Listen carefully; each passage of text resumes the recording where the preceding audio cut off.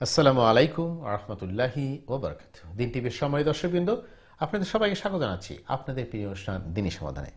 সর্বপ্রথম আমরা আল্লাহ রাব্বুল আলামিনের দরবারে শুকরিয়া আদায় করছি। আল্লাহ আমাদের সুস্থ রেখেছেন এবং আজকে এই প্রোগ্রাম আসার তৌফিক দিয়েছেন। প্রিয় দর্শকবৃন্দ, আপনারা যারা নিয়মিত আমাদের অনুষ্ঠান দেখেন, আপনারা জানেন এই অনুষ্ঠানটি আমরা সরাসরি সম্প্রচার করি ইকুই স্টুডিও থেকে প্রতি সোমবার এবং মঙ্গলবার ইকুই টাইম রাত 8:30টায়। এবং যেটা আমরা বরাবরই বলি, অনুষ্ঠানটি আমাদের সবার জন্য একটা অপরচুনিটি। আমরা এখান থেকে দিন শিখবো, দিন জানবো, কোরআন হাদিস আলোচনা শুনবো, আমাদের এলেমকে বৃদ্ধি করব, আমলকে পরিশুদ্ধ করার জন্য, এবং ফাইনালি আমরা আল্লাহর নৈকট্য অর্জন করব। প্রিয় দর্শকবৃন্দ, বড় মতো আমাদের অনুষ্ঠানে উপস্থিত রয়েছেন আমাদের প্রিয় মেহমান, আমাদের নিয়মিত মেহমান ইমাম খতিব মোহতারাম মুফতি হাসান নূরী চৌধুরী সাহেব। আজকের গুরুত্বপূর্ণ আলোচনা এবং আপনাদের প্রশ্নের জবাব দেওয়ার জন্য আমরা বেশ কিছুদিন থেকে প্রিয় দর্শকবৃন্দ আলোচনা করছি ঈমান নিয়ে, এবং পাশাপাশি আমরা দৈনন্দিন জীবনে আমার যে আমরা সমস্যাগুলো পড়ি, আমাদের যে প্রশ্নগুলো আসে, আমরা কিছু আমাদের সমস্যা তৈরি হয় জীবন চলার পথে, আমরা চেষ্টা করি এগুলো জানার জন্য। ইসলাম এবং শরিয়া মতো আমাদের এই সমাধানগুলো কি আমরা আমাদের সম্মানিত মেহমানের কাছে চেষ্টা করি জানার জন্য। সো আপনারা প্রশ্ন করতে চান প্রশ্ন করবেন, মতামত দিতে চান মতামত দিবেন অনুষ্ঠানের ব্যাপারে। আপনারা যে অনুষ্ঠানের আপনার আরও যদি কোনো চেঞ্জ চান বা অনুষ্ঠানের অন্য কোনো আলোচনা চান, আমরা চেষ্টা করব ইনশাল্লাহ। আপনারা প্রশ্ন করবেন, মতামত দিবেন সরাসরি লাইনে 0235150783 দিছি দা নাম্বার, অথবা যারা ইমেল করতে চান ইমেল করবেন সংক্ষিপ্ত আকারে dinisamadan@gmail.com অ্যাড্রেসে। প্রিয় দর্শকবৃন্দ, আমরা আপনাদের প্রশ্নে যাব, তার আগে চলে যাচ্ছে আমাদের সম্মানিত মেহমানের কাছে ইনশাআল্লাহ।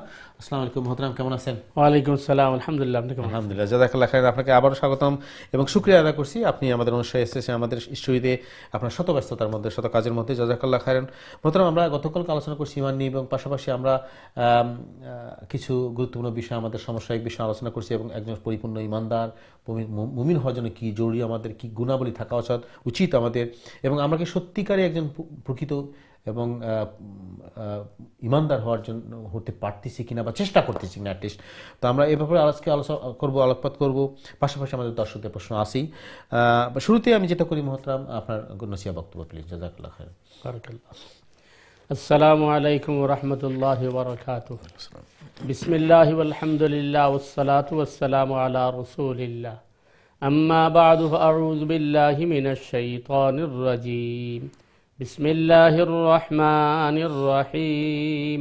ওয়াল্লাযীনা ইউমাসসিকুনা বিল কিতাবি ওয়া আকামুস সালাহ ইন্না লা নুযী'ু আজরাল মুহসিনিন। بارك الله لنا ولكم في القرآن العظيم ونفعنا وإياكم بالآيات والذكر الحكيم.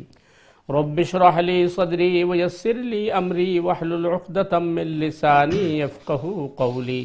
رب زدني علما وألحقني بالصالحين. اللهم صل وسلم دائما أبدا على حبيبك خير الخلق كلهم. আলহামদুলিল্লাহ। দিন টিভির দর্শক ভিউয়ার ভাই বোনেরা, আল্লাহ সুবহানাহু তাআলার কাছে আমরা তৌফিক কামনা করছি, যাতে করে আমরা সঠিক কথা বলতে পারি, জানতে পারি এবং বুঝতে পারি এবং সঠিক আমল করতে পারি। ওমা তৌফিক ইল্লা বিল্লাহ, আলাইহি তাওয়াক্কালতু ওয়া ইলাইহি উনীব। সম্মানিত দর্শক ভিউয়ার ভাই বোনেরা, আল্লাহ সুবহানাহু তাআলা সূরা আরাফে বলছেন যে ওয়াল্লাযীনা ইউমাসসিকুনা বিল কিতাব, যারা কিতাবকে শক্তভাবে ধারণ করে, অর্থাৎ কোরআনে কারীমকে যারা শক্তভাবে ধারণ করে, ওয়া আকামুস সালাহ, এবং যারা নামাজ প্রতিষ্ঠা করে, সালাহ প্রতিষ্ঠা করে, ইন্না লা নুযী'ু আজরাল মুহসিনিন, নিশ্চয় আল্লাহ সুবহানাহু তাআলা মুহসিনিনদের প্রতিদানকে নষ্ট করবেন না। এতে বোঝা যাচ্ছে যারা কোরআনের সাথে সম্পর্ক রাখবে না এবং যারা সালাহ কায়েম করবে না, তাদের আমল গ্রহণযোগ্য হবে না।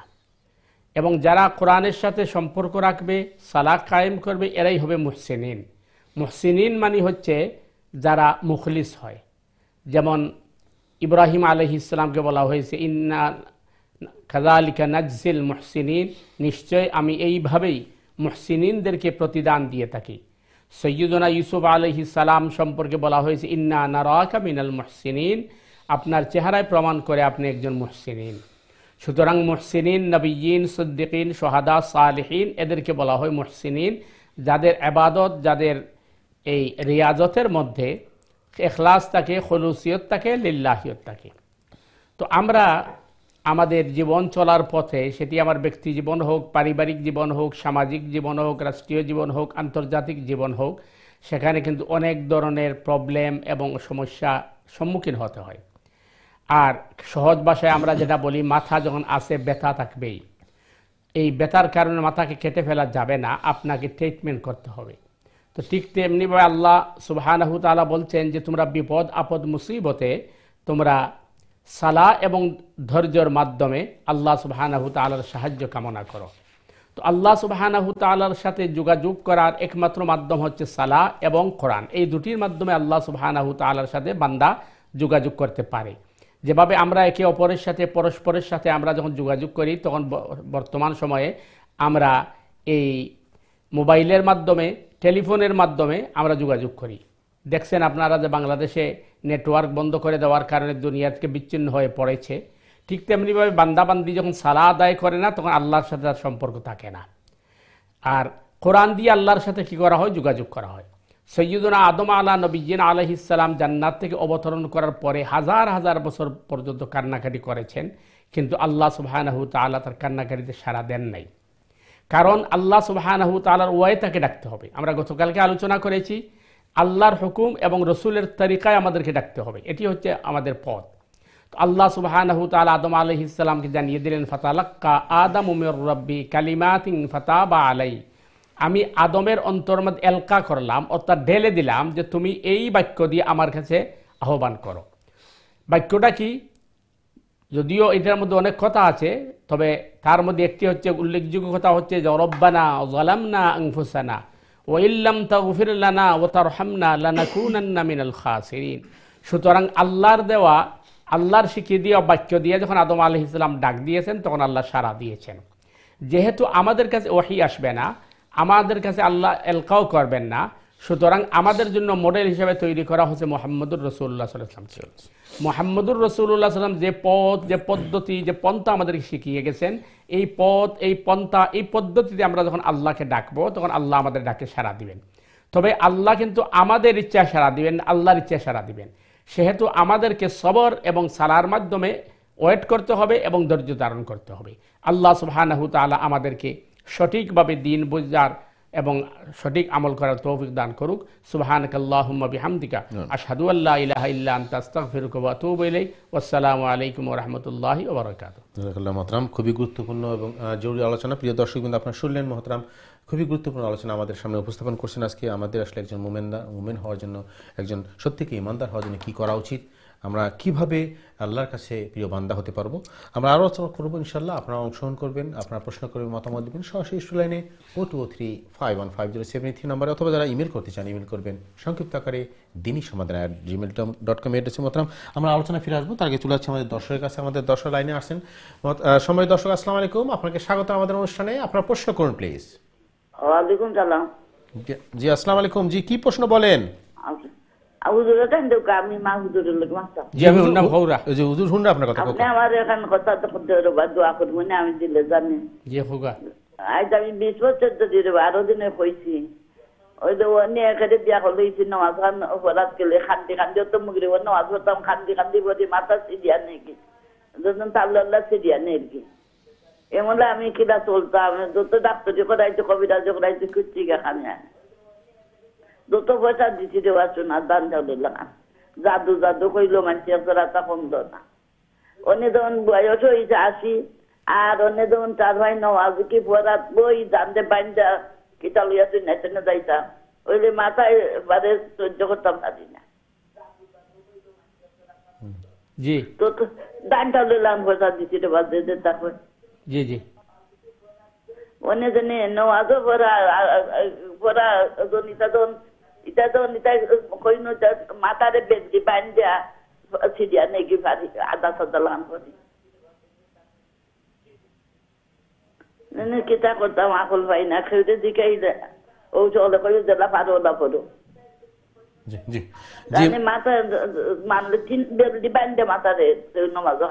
জি মুরব্বী, আপনাকে ধন্যবাদ, অনেক কষ্ট করে আপনি ফোন করছেন, এই জন্য আপনাকে ধন্যবাদ, শুকরিয়া আদায় করছি। আপনি আমার প্রশ্ন আপনাদের বুঝতে পারছি, আপনার প্রশ্ন মুরব্বী, আপনি দয়া করে ফোন রেখে আপনি টিভিতে অনুষ্ঠান দেখতে থাকুন, ইনশাল্লাহ আমাদের সম্মানিত মেহমান আপনার প্রশ্নের জবাব দেবেন ইনশাল্লাহ। ওকে, আপনাকে ধন্যবাদ, আবার আপনি কষ্ট করে ফোন করছেন এই জন্য। যে আসলে যারা হইছে ওটাই ঠিক। আর মাসলাটা হইল মানুষের অসম্ভব কোনো জিনিস আল্লাহ তার উপরে সবাই দিচ্ছেন না। সুতরাং আপনি যেভাবে নামাজ পড়বা এইভাবে নামাজ আপনার আদায় হইব। আপনি উবাইয়া ফাললে উবাইয়া, বইয়া ফাললে বইয়া, ঘুমাইয়া ফাললে ঘুমাইয়া, যেভাবে পারবা আপনি ওলাখান পড়িবা। আর আপনার যদি কষ্ট হয় আপনি দেখুন, তাহলে সুন্নত নফল আপনি অত কষ্ট করে না পড়িয়া আপনি শুধু ফরজটা পড়ি লিবা, আর তো ঘুমাইয়া বা বইয়া তসবিহ তাহলিল তাকদিস করতে থাকবা, ইনশাআল্লাহ আল্লাহ সুবহানাহু তাআলা মাফ করবা।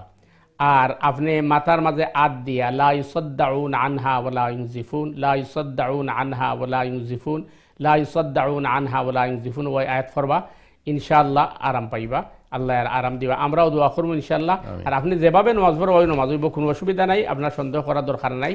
কারণ আপনার যে অসুখ, আপনার যে কষ্ট, আপনার যে বেমার, এটা আপনি আমি থেকে আল্লাহ বেশি জানেন। কারণ আল্লাহর ইলম সব থেকে বেশি আছে। তো আপনি যেভাবে পারবা কষ্ট করে ফরজ পড়ে নিবা, আদায় হইব ইনশাআল্লাহ। ইনশাআল্লাহ, জাযাকাল্লাহ খাইরান। সম্মানিত দর্শক, আশা করি আপনার প্রশ্নের জবাব পেয়ে গেছেন। আমরা দোয়া করি আল্লাহ আপনাকে সুস্থ দান করুক, আপনি আমাদের জন্য দোয়া করবেন ইনশাআল্লাহ। আল্লাহ আমাদের সবারই সুস্থ দান করুক এবং আল্লাহ আমাদের সব বালা মুসিবত দূর করে দেখ, আমিন। আমরা ফিরে আসবো দর্শকদের কাছে ইনশাআল্লাহ। মতন আমরা আসলে যে কথা গতকাল আমরা শুরু করছিলাম, আজকে আপনি শুরু করছেন, আসলে একজন প্রকৃত মুমিন, প্রকৃত ইমানদার হওয়ার জন্য আল্লাহর সাথে সম্পর্ক স্থাপন করতে হবে আমাদের। আল্লাহর সাথে যোগাযোগ যদি আমাদের না থাকে, তাহলে তো আমরা কার কাছে যাব?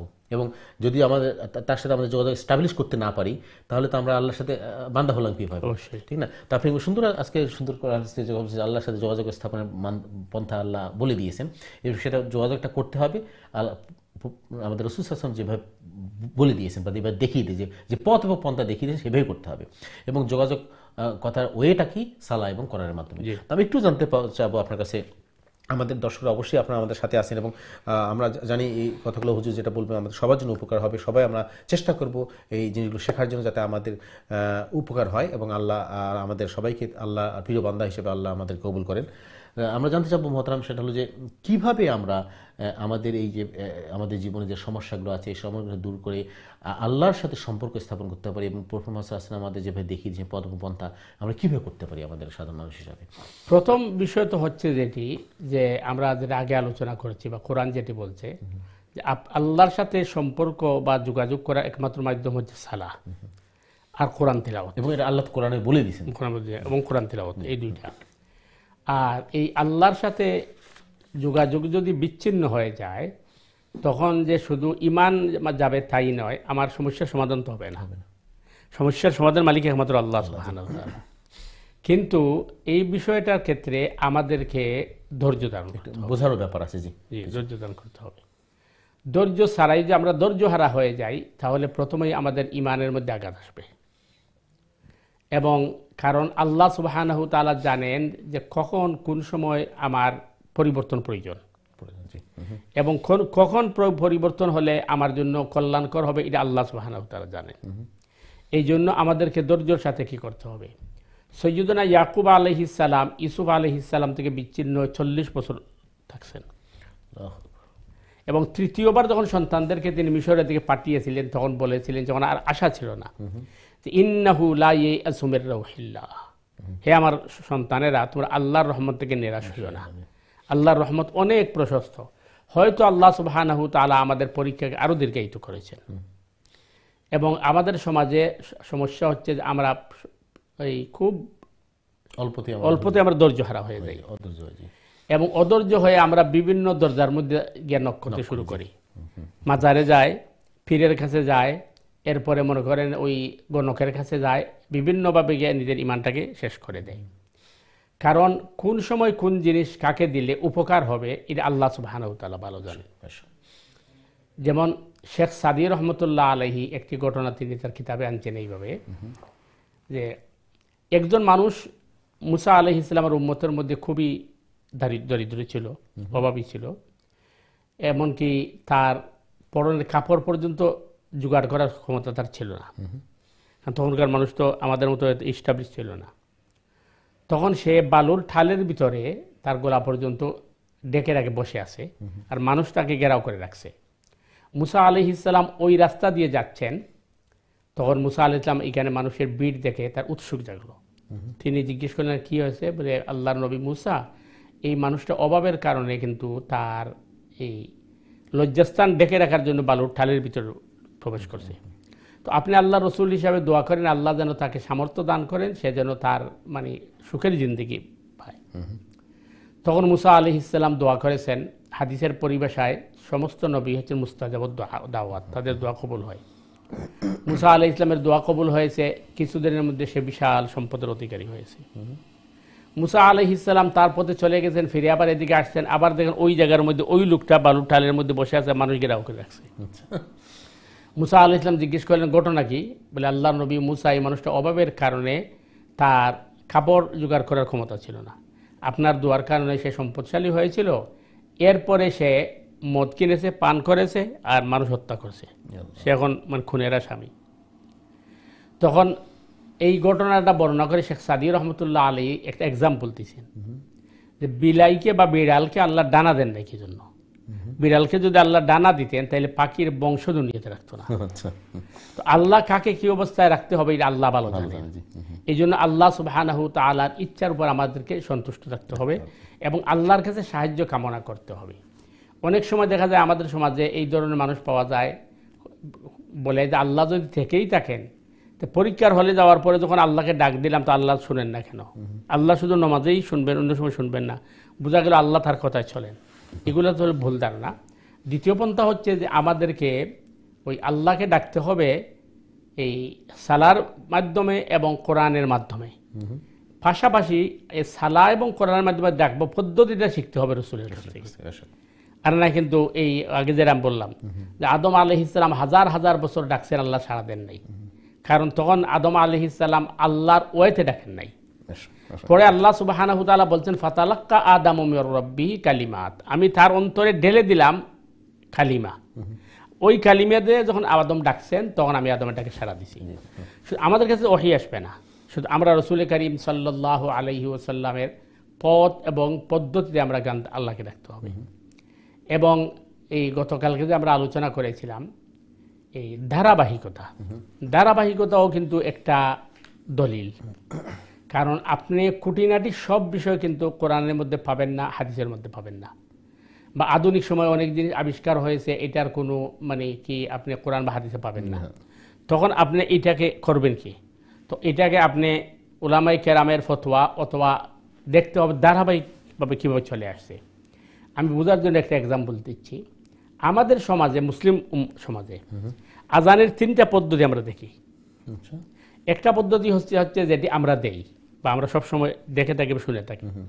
আরেকটা পদ্ধতি হচ্ছে আজানের আগে সালাত ও সালাম দেওয়া, মুয়াজ্জিন প্রথমে দুরুদ পড়ে এরপরে দেয়, এইবার আজান দেয়।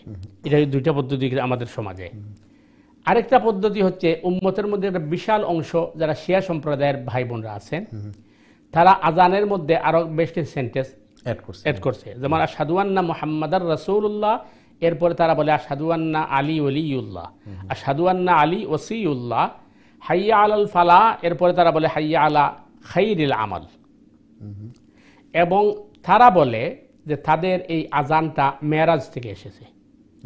রাসূল করিম সাল্লাল্লাহু আলাইহি ওয়াসাল্লাম যখন মেরাজে গিয়েছিলেন তখন জিবরিল আমিন এই আজানের পদ্ধতিটাকে শিখিয়েছেন এবং এটা তাদের হাদিসের কিতাবও আছে। আমরা যে আজানটা দেই এটাও বুখারী এবং মুসলিমও আছে। যে বুখারী এবং মুসলিম বর্ণনা হচ্ছে যে স্বপ্নের মাধ্যমে একজন সাহাবীর বর্ণনাকে আল্লাহ রাসূল সাল্লাল্লাহু আলাইহি ওয়াসাল্লাম বলতেন এটি মানে মানুষকে নামাজের দিকে আহ্বান করার পদ্ধতি। এখন আপনি বিচার করবেন কোনটা সঠিক, এটা বাহির করবেন কিভাবে? কারণ এই ফয়সালাটা কোরআন দিচ্ছে না, হাদিসও দিচ্ছে না, তাইলে এটাকে আপনি কিভাবে? আপনি বলবেন বুখারী এবং মুসলিমে আছে, তারা বললে আমাদের উসুলে আল কাফিতে আছে, তাদের তো হাদিসের কিতাব, তারা বলবে আহলে বায়াতের। এখন আমাদেরকে দেখতে হবে যে একটা জিনিস হলো ভারত উপমহাদেশের সবচেয়ে বড় আলিম যিনি, যার মাধ্যমে ভারত উপমহাদেশে কোরআন এবং হাদিসের চর্চা শুরু হয়েছে, তিনি হচ্ছেন শাহ ওলিউল্লাহ মুহাদ্দিস দেহলভী রাহিমাহুল্লাহ তাআলা। শাহ ওলিউল্লাহ তার একটি ঐতিহাসিক কিতাব যার নাম হচ্ছে হুজ্জাতুল্লাহিল বালিগা। হুজ্জাতুল্লাহিল বালিগায় তিনি একটি নীতিমালা লিখছেন যে বিষয়ে কোরআন হাদিস এর মধ্যে কোনো সরাসরি কি পাওয়া যাবে না, দলিল পাওয়া যাবে না, দলিল বা নির্দেশনা ওইটা দেখতে হবে আর আহলে হারামাইনে কি আমল করে মক্কায় এবং মদিনায়। কারণ ওরা কিন্তু সিরিয়াল বাই সিরিয়াল দেখে মুসলমান হয়েছে, আমরা শুনে মুসলমান। জি জি জি, যে আমরা ফিরে আসবো মোহতারাম, আমরা আসলে আমাদেরকে সিরিয়ালটা ফলো করতে হবে, যে প্রথম থেকে শুরু করে রাসূল সাল্লাল্লাহু আলাইহি ওয়াসাল্লাম থেকে তারপর সাহাবী এবং কিভাবে আমরা ওইভাবে আমরা ইসলামকে জানবো, শিখবো, ফলো করবো। আমরা আবার আলোচনা ফিরে আসবো, খুবই গুরুত্বপূর্ণ আলোচনা। প্রিয় দর্শক, আমরা শুনছেন যে আসলে আমরা কি সত্যিকারে একজন ইমানদার কিনা, আমাদের সত্যিকার ইমান মুমিন হওয়ার জন্য কি করা উচিত, কি আমাদের জরুরি আমাদের জন্য, আমাদের জীবনকে সুন্দর করার জন্য আমরা আলোচনা করব। আপনারা অংশগ্রহণ করবে আলোচনা ইনশাআল্লাহ। আমরা চলে যাচ্ছি আমাদের দর্শক কাছে, দেখি কি আছে আমাদের লাইনে। দর্শক আসসালামু আলাইকুম, আপনার প্রশ্ন করুন প্লিজ। হ্যালো, আসসালামু আলাইকুম ভাইয়া, কেমন আছেন? আসসালামু আলাইকুম হাজী সাহেব, আপনি কেমন আছেন? আলহামদুলিল্লাহ, আমরা ভালো আছি। আমি ভালো আছি। আমি বলতাম চাই স্যারকে প্রথম সালাম। আমি বলতাম চাই যে 1400 বছর পূর্বে নবীজির আমলে নবীকে ওহি পাইছিলা, পাঁচক নামাজের অর্ডার পাইছিলা, একবার পূজার অর্ডার পাইছিলা, তাই কইরা গেছুন। এখন 1400 বছর পরে এই পৃথিবী মডার্ন হইছে, 21st সেঞ্চুরি মডার্ন। আমরা মহাকাশ অভিযান করলাম, মুনো যাইলাম। তাহলে এই পৃথিবীটা পরিচালনা করবার দায় কোনো একজন নবী আইবা দিন নাই। কিন্তু কোরআনে হয় না স্যার, ঈসা নবী দ্বিতীয়বার জন্মগ্রহণ করবা, মৃত্যুবরণ করবা, তৃতীয়বার জীবিত হইবা, সূরা মরিয়ম হয়। আর সূরা আলে ইমরানে হয় ঈসা নবীর আল্লাহ জীবিত আত্মা তুলেছিল। তো সর্বমোট 3 বার। তারপর কিং কুইন সাক্ষী। মানে আমার প্রশ্ন হইল স্যার, পরীর কথা এবং ফরিস্তানের কথা মানে উল্লেখ কইরা হইছে, হুর পরি যে বেচছে এটা আলাদাভাবে কোরআন শরীফও লেখা আছে, এবং পরীর মূর্তির কথা দেখাইয়া হইছে, ওই দেখ পরীর মূর্তি। তাহলে আমি মিথ্যাবাদী হইতাম নি নবী। আসসালামু আলাইকুম স্যার। ওয়ালাইকুম সালাম। জি হাজী সাহেব, আপনাকে ধন্যবাদ। আপনি একজন জ্ঞানী মানুষ, আপনি আমাদের রেগুলার অনুষ্ঠান দেখেন, আবার সুন্দর সুন্দর মতামত দেন, আপনাকে ধন্যবাদ। আমরা চলে যাচ্ছি আমাদের সম্মানিত মেহমানের কাছে, আপনার প্রশ্নের জবাব দেওয়া। জি জি হাজী সাহেব, আসলে মানে খুব সুন্দর মানে মতামত আপনি দিয়েছেন, এবং আপনি একজন জ্ঞানী মানুষ। যেটা আপনি খুঁজছেন সুন্দর জিনিস, যে রসুল করিম সাল্লাল্লাহু আলাইহি ওয়াসাল্লাম দিন লইয়া আইছিলা, ওহি টান গেছে আইছিল, কিন্তু এখন তো মানে প্রায় ১৫০০ বছর গেছে গিয়ে রসুল করিম সাল্লাল্লাহু আলাইহি ওয়াসাল্লামের বাদে। সুতরাং এখন যদি আরও কোনো নবী না আইন, তাইলে আসলে দিনটা সঠিক থাকবো কিনা, এটা হলো আপনার প্রশ্নের একটা অংশ। তো আসল বিষয়, রসুল করিম সাল্লাল্লাহু আলাইহি ওয়াসাল্লামের বাদে খুলাফায়ে রাশিদিনে দিনটা ধরিয়া রাখছিল। আর যখনই দেখা গেছে দিনের মধ্যে সমস্যা দেখা দিছে, তখন আল্লাহ একজন মুজাদ্দিদ প্রেরণ করছেন। আরবিতে হয় মুজাদ্দিদ, এটা বাংলা হলো সংস্কারক। যেমন প্রথম শতাব্দীর মুজাদ্দিদ উমর ইবনে আব্দুল আজিজ রাহিমাহুল্লাহ তাআলা আনহু, যখন খেলাফতে রাশেদার বাদে সমস্যা দেখা দিছিল, উমর ইবনে আব্দুল আজিজ আইয়া এটারে সংস্কার করছিল। আর দ্বিতীয় শতাব্দীর মুজাদ্দিদ আসলা শেখ আহমদ সারহান্দি, যখন আপনার এই বাদশাহ আকবরের দিন এলাহি নামক এই কুসংস্কার শুরু করছিল, তখন মুজাদ্দিদ আলফে সানিয়া ইয়া সংস্কার করিয়া আলমগীর রহমতুল্লাহ আলাইহিরে ক্ষমতাত বইয়া দিনের সংস্কার করছিল। ঠিক একইভাবে তৃতীয় শতাব্দীর মুজাদ্দিদ কেউ আল্লাহ বালা জানেন। তো অধিকাংশ মানে উলামায়ে কেরামের মতে ইমাম মাহাদির আওয়ার সম্ভাবনা বেশি। আর ইমাম মাহাদি যখন আইবা, তখন এর পরক্ষণে কিন্তু ঈসা আলাইহিস সালাম আগমন করবা। তবে জানার বিষয় হইল যে ঈসা আলাইহিস সালাম নবী হিসাবে আগমন করতে নাই, তার নবুয়ত তার শরীয়ত চলতো নাই, শরীয়ত চলবো মুহাম্মদুর রাসূলুল্লাহ সাল্লাল্লাহু আলাইহি ওয়াসাল্লামের, তাই এই শরীয়তের সংস্কারক হিসেবে আইবা। এরপরে আপনার প্রশ্নের দ্বিতীয় অংশ যেটা আপনি কইছেন, যে ফরিয়হল আছে, হুর আছে, ফরিস্তান আছে। আসলে জিন জাতি যে আছে, জিন জাতির মাঝে পুরুষ মহিলা আছে, এটা তো কোরআনে হয়, মা খালাকতুল জিন্না ওয়াল ইনসা ইল্লা লিয়াবুদুন, যে আমি জিন এবং ইনসানদের সৃষ্টি করছি শুধুমাত্র আমার ইবাদতের লাগি। সুতরাং জিন জাতি আছে, তার মাঝে পুরুষ মহিলা আছে। তবে ফরিস্তান কোনা না আছে, এটা তো আমরা ইলম নাই। কারণ তারা হয়তো যেলাখান আপনি কইছেন যে মানুষ চন্দ্র পর্যন্ত যার, গ্রহ পর্যন্ত যার, এটাও তো হইতে পারে মানুষে যখন দুনিয়ারে মানে আপনার আবাদ করে দিয়েছেন, তখন জিন জাতি অন্য কোনো গ্রহর মাঝে তারা বসবাস শুরু করছে। আর মাঝে মাঝে দুনিয়ার তারা আয়, ডিস্টার্ব করে, বিভিন্ন সমস্যা করে। তো আসলে জিন আছে, এটা আমরা ইমান থাকতে হইব। এটা কোরআনের কথা, হাদিসের কথা। আপনার সুন্দর মতামতের লাগি ধন্যবাদ। জাযাকাল্লাহ মোহতারাম, আমরা জানতে পারলাম। সম্মানিত হাজী সাহেব, আপনার প্রশ্নের জন্য ধন্যবাদ। মোহতারাম, আমরা যে আলোচনা শুরু করছিলাম, আসলে খুবই গুরুত্বপূর্ণ একটা জিনিস, যে আমাদের পরিপূর্ণ ইমানদার, আমাদের নিরেট ইমানদার, যে আপনি বহুবার বলছেন যে আসলে পার্ট টাইম ইমানদার হওয়ার কোনো, আসলে মুসলিম হওয়ার কোনো সুযোগ হয় না। কিন্তু আমরা আমাদের সমাজে কি দেখছি মোহতারাম, আমরা যে আমাদের নিজেকে নিয়ে বিচার করি, আমরা কি সত্যিকার একজন পরিপূর্ণ ইমানদার কিনা? আমরা কি আমাদের মুমিন হওয়ার যে গুণাবলীগুলো আছে, সেই গুণাবলীগুলো কি অর্জন করতে পারছি কিনা বা আমরা সেটাকে ফলো করতেছি বা করার চেষ্টা করতেছি না। কালকে আপনি যেটা কথা বলছিলেন যে আপনি সুন্দর কথা বলছেন যে আসলে আমরা যদি অন্যের হক নষ্ট করি, আমরা অন্যের উপর জুলুম করি বা অন্যের যে সম্পদ কেড়ে নেই বা অন্যের যে জিনিসটা আমার এক্তের মধ্যে না, সেটা যদি আমরা চেষ্টা করি অ্যাকুয়ার করার জন্য, তার জন্য আমার কি শাস্তি হবে, তাহলে কি আমি ইমানদার থাকবো কিনা, মুমিন থাকবো কিনা, সেই জিনিসটা নিয়ে আজকে আপনি যেটা বলছেন যে আমাদের ধারাবাহিকতা ফলো করতে হবে। রসুল থেকে শুরু করে এভাবে যেভাবে ধারাবাহিক চলে আসছে, ওই ধারাবাহিকতা ফলো করেই আমাদেরকে আমাদের ইমানটাকে বেশি সেভ করতে হবে। তবে আমরা জানতে চাবো মোহতারাম, তাহলে আমরা কি করবো? আমাদের করা ঠিক এই যুগে এসে যখন আমাদের জীবনটা এত কঠিন, আমাদের এই সমাজে এত সমস্যা এবং আমাদের এত সীমাবদ্ধতা, যেমন আপনি বলছেন যে আমরা মানুষের উপর অত্যাচার করতেছি, মানুষের উপর জুলুম করতেছি, কিসের জন্য? নিজের কিছু স্বার্থের জন্য। কিন্তু আমরা ভুলে যাচ্ছি যে আমাদের পরকাল আছে এবং আমাদের জন্য জবাব দিতে হবে। আমি যদি ইমানটাই না থাকে, আমি মুসলিম হিসাবে মৃত্যুবরণ না করতে পারি, ইমান নিয়ে মৃত্যুবরণ, তাহলে আমাদের থাকলোটা কি? একটু যে আপনি জানবেন। প্রথম বিষয় হচ্ছে যে আপনি যেটি বলছেন যে আসলে মানে পরিপূর্ণ ইমানদার হতে হবে, ইমানদারির আপনার ওই ক্যাটাগরিতে বুঝতে হবে। তো ওই ইমানদার বা ইমানদারের ক্যাটাগরি আমরা কতটুকু আছি এটা আল্লাহ ভালো জানেন। কারণ মনে করেন কোরআনে কারিমে আল্লাহ সুবহানাহু ওয়া তাআলা বলছেন ওয়াদাল্লাহুল্লাযীনা আমানু মিনকুম ওয়া আমিলুস সালিহাত। আল্লাহ সুবহানাহু ওয়া তাআলার ওয়াদা হচ্ছে, আল্লাহ শপথ করে বলছেন তোমাদের মধ্যে যারা ঈমান আনয়ন করবে এবং আমলে সালিহা করবে তারাই সফলকাম, তাদেরকে পৃথিবীতে আল্লাহ ক্ষমতা দান করবেন। আল্লাহু আকবার। তাহলে এখন আমাদের কাছে ক্ষমতা নেই কেন? এটা আমি বলতাম আপনাকে যে এটা যদি সত্য হয়, আল্লাহর এই কোরআন মানে এই বক্তব্য সঠিক থাকে, তাহলে আজকে তো সমাজে এটা দেখতে আল্লাহ বলছেন লা ইস্তাখলিফান্নাহুম কামাস্তাখলাফাল্লাযীনা মিন ক্বাবলিহিম, যেভাবে অতীতে দিয়েছি কিয়ামত পর্যন্ত তোমাদেরকে দিয়ে রাখবো। তাইলে এখন আমরা আপনি একেবারে মনে করেন সৌদি আরব থেকে শুরু করে সারা পৃথিবীতে দেখেন মানে এই ইমানদার কিন্তু ক্ষমতার মধ্যে নয়। তার কারণ কি? তার কারণ হচ্ছে বোঝা গেল যে আল্লাহর ওয়াদা তো ভুল হতে পারে না। তাহলে গ্যাপ আছে কোন জায়গায়? গ্যাপটা হলো আমাদের ইমান এই ক্যাটাগরির না, যে ক্যাটাগরির গেলে আমরা শাসন ক্ষমতা আমাদেরকে দেওয়া যাবে। এবং শুধু ইমানদার হলেই যে শাসন পাবেন এমন নাই। যেমন সাহাবায়ে কেরামদের মধ্যে দেখেন আল্লাহ বাছাই করেছেন উমর ফারুক রাদিয়াল্লাহু তাআলা আনহুকে, আবু বকর সিদ্দিককে। কারণ ওদের মধ্যে যে যোগ্যতা ছিল এটা অন্য সাহাবীর মধ্যে ছিল না। আমল করা, ইবাদত করা একটা, আর শাসন ক্ষমতা পরিচালনা করা আরেকটা। কারণ আমরা আমাদের পরিবারের মধ্যে হুকুকুল ইবাদ কিন্তু আমরা রক্ষা করতে পারছি না। সুতরাং ক্ষমতায় গেলে আমরা রক্ষা করবো কিভাবে? এইভাবে তো এই কারণে তো জাতীয় সম্পদগুলো লুটপাট হয়, কারণ মানুষ এইটাকে ইবাদত মনে করে না। তো যখন এই ক্যাটাগরির মানুষ তৈরি হবে না, তখন ক্ষমতা কাকে চালাবে? তখন আল্লাহ কিন্তু ওই জালিমদেরকে দিয়া আমাদেরকে শায়েস্তা করবেন। আর কোরআনে বলা হচ্ছে তোমরা যখন আমার কথা শুনবে না, তখন আমার অবাধ্য বান্দাদেরকে তোমাদেরকে শায়েস্তা করবে। গুরুত্বপূর্ণ পয়েন্ট। সুপ্রিয় দর্শক বিন্দু, আপনারা শুনছেন যে কোরআনের কথা তো সত্য 100%, এখানে কোনো ভুল নাই, কিন্তু আল্লাহ যে কথা বলছেন সেটা কেন হচ্ছে না, আমরা কেন যেতে পারছি না? কারণ হলো যে আমরা সেভাবে আমাদের গুণাবলীটা নাই। আমরা আলোচনায় ফিরে আসবো, আবার চলে যাচ্ছি আমাদের দর্শকের কাছে। দেখি কে আছে আমাদের লাইনে। দর্শক আসসালামু আলাইকুম, আপনাকে স্বাগত আমাদের অনুষ্ঠানে। আপনার প্রশ্ন করুন প্লিজ। হ্যালো, আসসালামু আলাইকুম ভাইয়া। আমি আরেকবার আসতে হলো, স্যারকে সালাম জানাই। আমি এখন প্রশ্ন করবো। জি বলেন।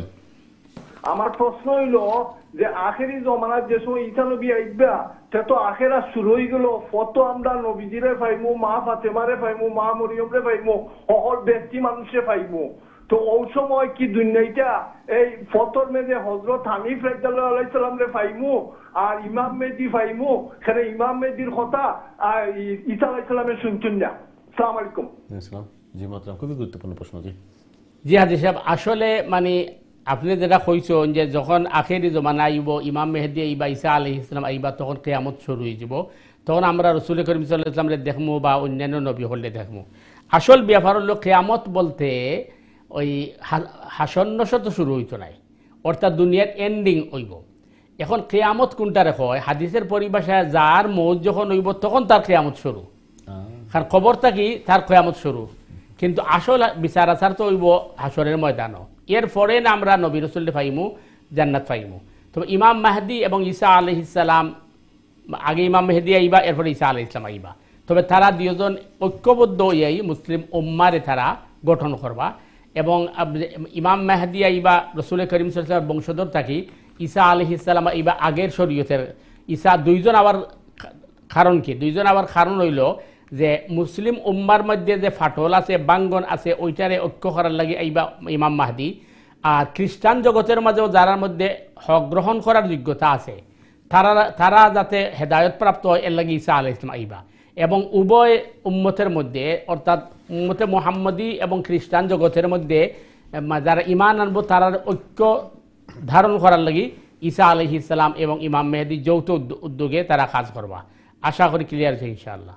খুব সুন্দর একটা আমাদের হাজী সাহেব সুন্দর প্রশ্ন করছেন এবং এই জিনিসটা আসলে আমাদেরও জানা দরকার। সুপ্রিয় দর্শক অবশ্যই আপনারা ফলো করছেন আমাদেরকে, যে মানুষের মৃত্যু যখন হবে তার কিন্তু কিয়ামত তখন শুরু। আসলে খুবই সেন্সিটিভ একটা ব্যাপার যে আমরা কিয়ামত বলতে কি বুঝি, পরকাল বলতে কি বুঝি, যে যখন বিচার দিন শুরু হবে, কিন্তু সেটা তো আর কিয়ামত, সেটা তো বিচারের দিন ফাইনাল মালিক ইয়াউমিদ্দিন। কিন্তু আসলে তো আমার মৃত্যু যদি আজকে হয় আমার শুরু, কিন্তু আমার মৃত্যু শুরু আমরা কবরে চলে গেলাম, আমার বিচারটা হবে না, কিন্তু আমার কিয়ামত শুরু হয়ে যাবে। বিচার হবে না, কিন্তু মানে বিচারের স্বাদ অনুভব করবো। ইয়েস, কারণ যদি জান্নাতি হয়তো ইল্লিনে যাবে, জাহান্নামের সিজ্জিনে চলে যাবে, তখন তো বুঝেই গেল যে তার ঠিকানা সে জেনে ফেললো। এবং মনে করেন যে বিষয়গুলা আমরা এখন সচক্ষে দেখছি না, এগুলা সে দেখতে পাবে মারা যাওয়ার সাথে সাথে। যেমন ফিরিস্তা আমরা চোখে দেখি না, ওই সময় তারা ফিরিস্তা কবরে বসাবেন, তাকে প্রশ্ন করবেন, তাহলে সে ফিরিস্তাকে দেখছে। তো ফিরিস্তাকে যখন দেখবে তখন তো আর গাইবের জিনিস সে দেখে ফেললো। তো সুতরাং এইখানে বলা হচ্ছে যার মৌত যখন হবে তার কিয়ামত তখন শুরু হবে। এবং শুধু মৌত নয়, তার সক্রাত থেকে তার কিয়ামত শুরু। কারণ তার সক্রাত হওয়ার সাথে সাথে সে মালাকুল মৌতকে দেখে ফেলছে। এই জন্য দেখবেন দুনিয়ার ইতিহাসে এমন কোন মানুষ আজ পর্যন্ত পাওয়া যায় নাই যে মৃত্যুর আগে এই কথা বলে গেছে, বলে ভাই এই মাত্র আমি মালাকুল মৌতের দেখতেছি, এই অবস্থা। এটা কিন্তু কেউ বলতে পারে নাই, সুযোগ নাই। কারণ মানে ওইটা তো মানে পরীক্ষার হল দুনিয়া, এখান থেকে নকল সাপ্লাইয়ের কোনো সুযোগ নাই। এটা তো দুনিয়ার পরীক্ষার হল না যে নকল সাপ্লাই করে দিবে টাকা ঘুষ খায়। কারণ ওই সময় সে যখন মালাকুল মৌতের দেখে তখন দুনিয়ার তার সেন্স থাকে না। বুঝতে পারছি। জি, জাযাকাল্লাহ। খুব সুন্দর একটা জিনিস জানতে পারলেন সুপ্রিয় দর্শকবৃন্দ। অবশ্যই আপনারা আমাদের সাথে আছেন। আমাদের সময় তো মেহমান আমাকে জানালে আসলে আমাদের যখন মৃত্যু হবে তখন তো আমাদের কেমন শুরু, এবং আসলে তখন বুঝতে পারবো যে আমরা কোথায় যাচ্ছি ইনশাআল্লাহ।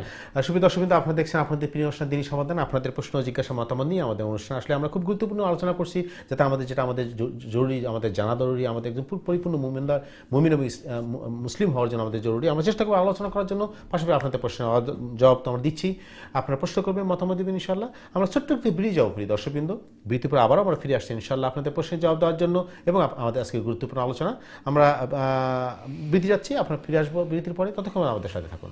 আসসালামু আলাইকুম ওয়া রাহমাতুল্লাহি ওয়া বারাকাতুহু।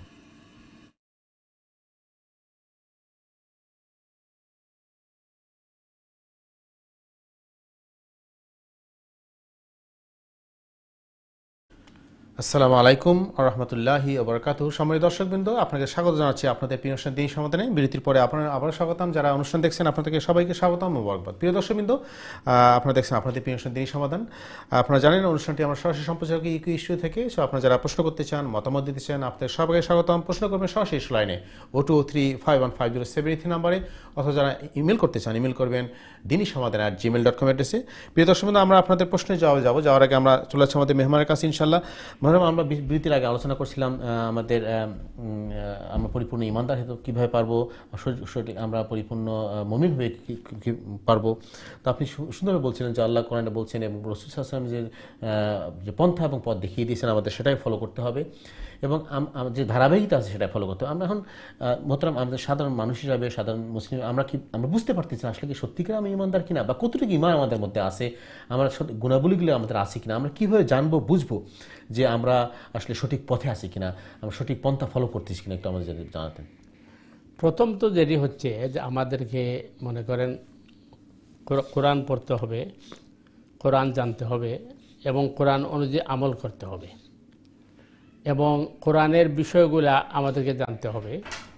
দ্বিতীয় যে বিষয়টি হচ্ছে আমাকে দেখতে হবে যে অনেক সময় আমার কাছে মনে হয় যে ইসলামের ওই বিষয়টা অযৌক্তিক, অথবা এই বিষয়টা আমার কাছে খটকা লাগছে। তো ইসলামের কোনো বিষয় যদি আমার কাছে খটকা লাগে বা অযৌক্তিক মনে হয়, তাহলে বুঝতে হবে যে আমার ইমানের দুর্বলতা আছে। কারণ একজন ইমানদার হিসাবে বা একজন পরিপূর্ণ মুমিন হিসাবে আমাকে বুঝতে হবে যে আল্লাহ সুবহানাহু তাআলার প্রতি বিধান, তার প্রতিটি কাজকর্ম নিখুঁত এবং নির্ভুল। এই জন্য আল্লাহ সুবহানাহু তাআলার একটি নাম হচ্ছে সুবহান। সুবহান শব্দের অর্থ হচ্ছে যে যিনি সব ধরনের দুর্বলতার ঊর্ধ্বে। তো যদি ইসলামের কোনো বিষয়কে আমার কাছে অযৌক্তিক মনে হয় অথবা আমার কাছে এটিকে এই ভালো না লাগে, তাহলে বোঝা গেল আমার ইমানের ঘাটতি আছে। তো এখানে আবার আরেকটা জিনিস আছে যে দেখতে হবে এটা আসলে ইসলামের বিষয় কিনা। আমাদের সমাজে তো আবার অনেক সময় যে ইসলামের নামে বিভিন্ন ধরনের মানে বক্তব্য চলে আসে, দলীয় স্বার্থ চলে আসে, ব্যক্তি স্বার্থ চলে আসে, মানুষকে বিভ্রান্তি বিভিন্ন পন্থা চলে আসে ইসলামের নামে। তো এই জন্য এগুলো আমাদেরকে দেখতে হবে যে যদি দেখা যায় বাস্তবিকই এই জিনিসটা রসুল করিম সাল্লাল্লাহু আলাইহি ওয়াসাল্লামের জীবনীতে পাওয়া যায়, অথবা রসুল করিম সাল্লাল্লাহু আলাইহি ওয়াসাল্লাম আমাদেরকে করতে বলেছেন, অথবা কোরআন বলেছে, আর এই বিষয়ে আমার কোনো কটকা থাকে, তাহলে বোঝা যাবে আমার ইমানের মধ্যে দুর্বলতা আছে। তো সাথে সাথে আমাকে ইস্তেগফার করতে হবে, তওবা করতে হবে, আল্লাহর সাহায্য কামনা করতে হবে। আর দ্বিতীয় যে বিষয়টি আছে, ইমানের বিষয়গুলো তো অবশ্যই আমাদেরকে পালন করতে হবে, কিন্তু যে বিষয়টা আমাদের মধ্যে ঘাটতি রয়েছে, যেমন আমরা মনে করেন নামাজ আদায় করি, তো নামাজ আদায় করলে সঠিকভাবে করি না, এটা হচ্ছে একটি পথ।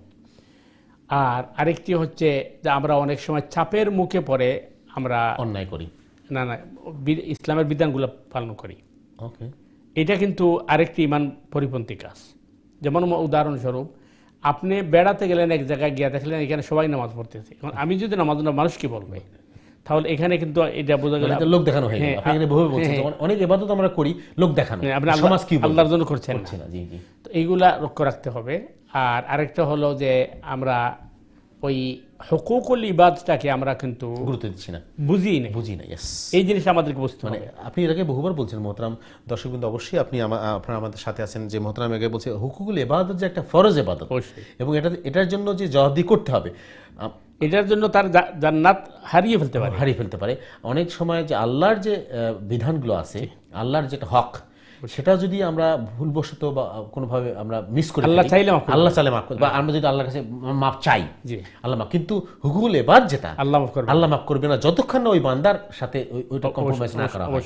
তো এটা কত বড় সমস্যা হলো যে আমরা এই জিনিসটা বুঝি না, অন্যের হক নষ্ট করছি, অন্যকে কষ্ট দিচ্ছি, অন্যের উপর জুলুম করতেছি। এটা যে একটা কত বড় একটা অন্যায়। হয়তো আপনি যেটা সুন্দর কথা বললেন মোহতারাম, যে কোনো লোভে বা কারো প্রেশারে প্রলোভিত হয়ে বা নিজের ইন্টারেস্টের জন্য আমরা অন্যকে কষ্ট দিচ্ছি, অন্যের ক্ষতি করছি, অন্য উপর জুলুম করতেছি, এটার তো দায় দায়িত্ব নিবে কি? অবশ্যই যে করছে তাকে নিতে হবে। জি, তো আমরা মোহতারাম সেই কথা আবার ফিরে যাবো যে আসলে আমাদের তো বুঝতে হবে যে কোনটা সঠিক কোনটা বেঠিক, এবং কিভাবে বুঝবো?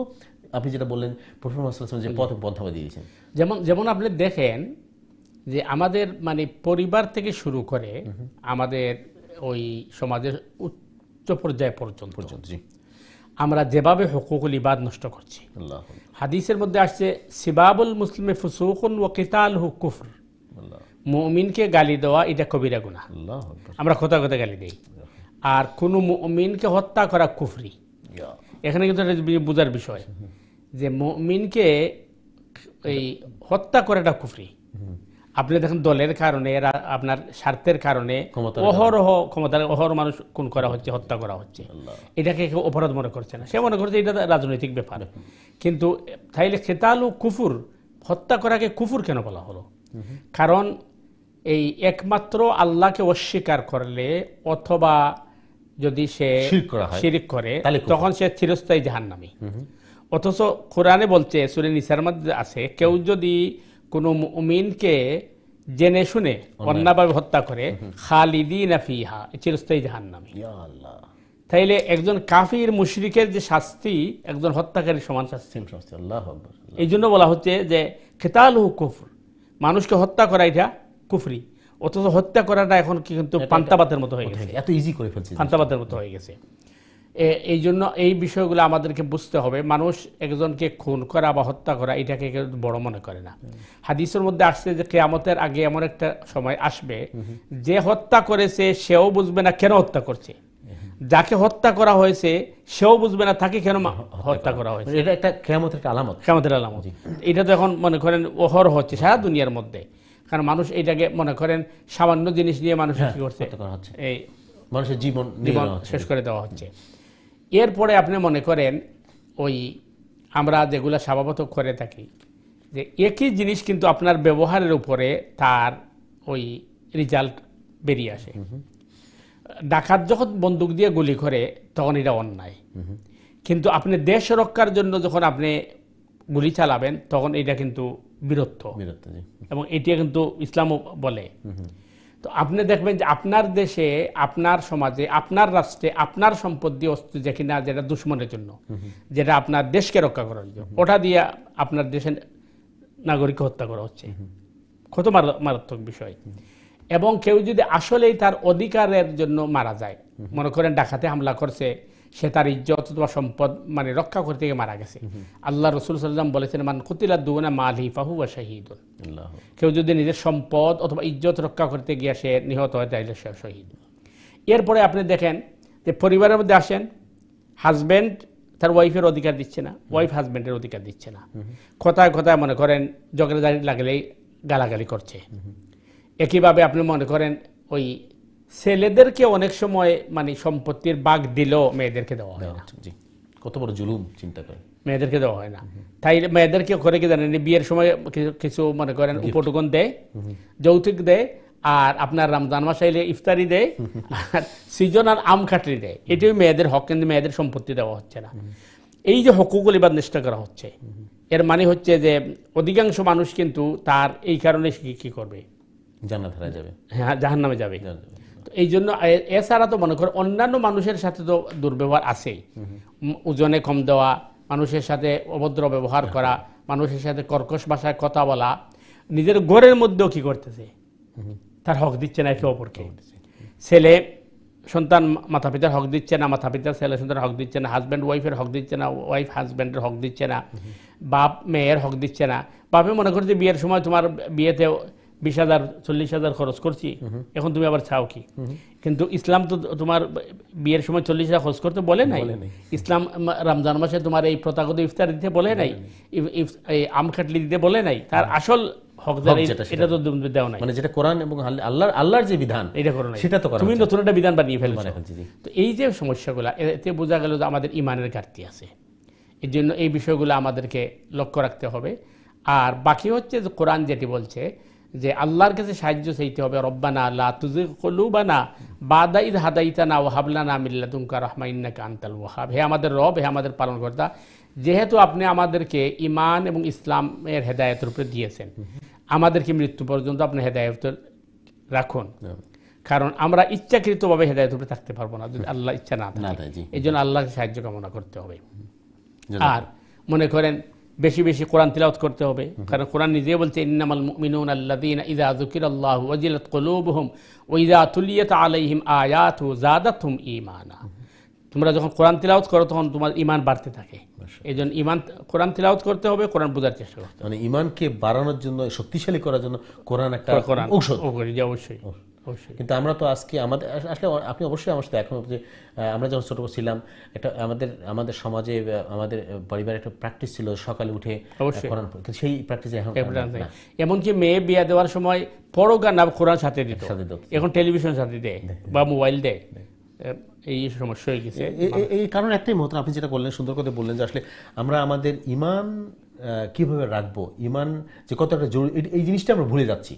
এবং কারণ হলো যে আমরা ওই ইসলামের সাথে নাই, ইসলামের যে শিক্ষা, সেই শিক্ষা থেকে দূরে চলে যাচ্ছি, দিনের শিক্ষা থেকে দূরে যাচ্ছি বলেই আমরা আস্তে আস্তে এই পথ থেকে দূরে চলে যাচ্ছি। এবং আপনি দেখবেন সব ক্ষেত্রে একই জিনিস, একটা দেশকে স্বাধীন করা সহজ, কিন্তু স্বাধীনতা ধরে রাখা কঠিন। জি, বুঝছেন? এই কথাটা অনেক আগে একজন বলছেন, অরক্ষিত স্বাধীনতাই পরাধীনতা। তো ঈমান, আপনি জন্মগত ঈমান পাইছেন, মুসলমানের ঘরে মুসলমান, ঈমানকে ধরে রাখাটা কিন্তু কঠিন। কারণ ঈমানের উপর হামলা আসবে দুনিয়াবি লোভ, লালসা এবং আপনার সম্পদের এই লোভ। আপনি দেখেন, মনে করেন ওই মানুষ এমনি তো মনে করেন চুরি বাটপারি করতেছে, কিন্তু ক্ষমতা সামান্য পাইলে দেখা যায় যে জাতীয় সম্পদ লুট করতেছে, তার দুনিয়ার লোভের কারণে, লালসার কারণে। এই জন্য ঈমানকে সেভ করা হচ্ছে কঠিন পরীক্ষা। এই জন্য এইটি হচ্ছে আমাদের মানে চেষ্টা করতে হবে যাতে আমার ঈমান ধ্বংস না হয়, অথবা ঈমান যাতে আমার চলে না যায়। জি, বেশ খুবই গুরুত্বপূর্ণ আলোচনা। প্রিয় দর্শকবৃন্দ, আপনারা দেখলেন, যারা আমাদের অনুষ্ঠান দেখছেন টিভিতে অথবা ইন্টারনেটের মাধ্যমে, আমরা শুনলেন কত গুরুত্বপূর্ণ বিষয় আমাদের মহতারাম আজকে অবতারণা করলেন, যে আসলে ইমানটাকে ধরে রাখা। আমরা তো সত্যি, আমাদের কত সৌভাগ্য যে আল্লাহ আমাদের মুসলিম ঘরে, মুসলিম বাবা মার আমাদের দিয়ে আমাদের এই পৃথিবীতে আনছেন। এটা তো অনেকের ভাগ্যে আসে না অবশ্যই। এটা তো, কিন্তু আমরা মহতারাম যেটা বললেন যে আসলে এই যে আমাদের ইমানটা ধরে রাখা, সঠিকভাবে রাখা, কত কত মানে পরীক্ষা, বিশাল একটা চ্যালেঞ্জ আমাদের জন্য। কিন্তু আমরা সেটা করতে পারতেছি কিনা বা করব কিভাবে করব, সেটা আমরা চেষ্টা করছি জানার জন্য মহতারার কাছ থেকে, কোরআন হাদিস থেকে, যে আমাদের এই যে পরীক্ষা আমরা কি উত্তীর্ণ হতে পারতেছি কিনা, আমাদের কি করা উচিত আমাদের ইমানটাকে ধরে রাখার জন্য, এবং সত্যিকারের আল্লাহর প্রিয় বান্দা আমরা হতে পারবো কিভাবে পারবো, কি করা উচিত, আমরা আরও চেষ্টা করবো জানার জন্য। প্রিয় দর্শকবৃন্দ, আপনারা আমাদের সাথে অংশগ্রহণ করবেন আপনাদের প্রশ্ন মতামত দিয়ে। যারা প্রশ্ন করতে চান, মতামত দিতে চান, সরাসরি স্টুডিওতে করবেন 0235150783 নাম্বারে, অথবা যারা ইমেল করতে চান, ইমেল করবেন সংক্ষিপ্ত আকারে dini@gmail.com অ্যাড্রেসে। এই জন্য আমরা বেশ কিছুদিন থেকে আলোচনা করছি ইমান নিয়ে, ইমানের খুঁটিনাটির বিষয় সাক্ষাৎ। ইমানটা হলো মেইন জিনিস, এটা হলো মেইন পিলার। যদি ইমানটা আমাদের না থাকে বা সঠিক না থাকে, তাহলে বাকিগুলো তো অটোমেটিক নষ্ট হয়ে যাবে। প্রথম আরেকটা জিনিস এখানে পাশাপাশি আপনি যেটা শুরুতে বলছেন যে আমাদের ইখলাস এবং খুলুসিয়াতের সাথে আমাদের যে ইবাদতগুলো করতে হবে, আমাদের যে প্রাত্যহিক জীবন, যে আমাদের দৈনন্দিন জীবন যে সমস্ত বিধান রয়েছে পালন করতে হবে, এটা আসলে জিনিসটা কিভাবে আমরা এটা আদায় করতে পারি বা কিভাবে এটা অর্জন করতে পারি, আমাদের বলতেন। প্রথম তো বিষয়টি হচ্ছে যে ইখলাস বা খুলুসিয়ত এই জিনিসটা কি।